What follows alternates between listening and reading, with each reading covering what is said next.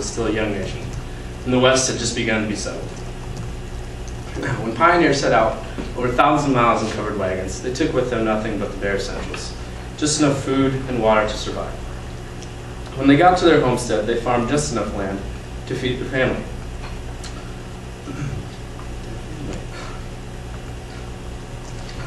They displayed an idea that I'm going to convey to you today, that excess can be disadvantageous. Excess can be disadvantageous in two ways. First, it can be destructive, and second, it can lead to greed. The first way I'll show you how excess can be destructive is by the example of the American buffalo. In the 19th century, the American buffalo were nearly hunted to extinction.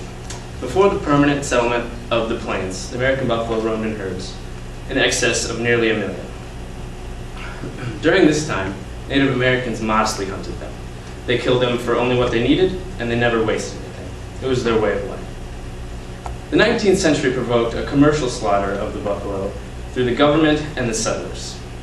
They were killed in masses of hundreds of thousands, and their population was nearly destroyed. The American buffalo, even today, are numbered in approximately 50,000 to 60,000 herds across the U.S. That is one way that I've shown you that excess can be destructive. Now moving to my second point, I'll show you how excess can lead to greed. The Roman Empire was once considered one of the most powerful nations in the world. It had the biggest army, it was one of the wealthiest, and its society was on the rise. The Roman Empire was at the top, but it wasn't satisfied. At the time, Rome had everything it needed. But its lust for excess brought forth division both socially, politically, and militarily. This lust for excess instilled a sense of greed throughout the nation and the people.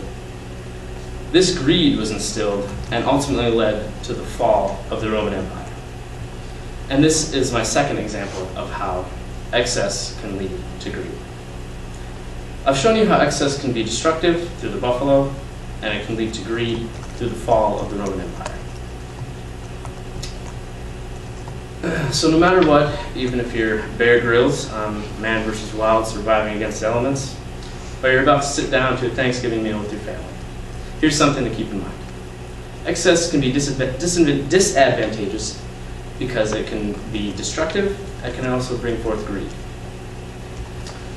Too much of a good thing can be a bad thing, but enough is as good as a feast.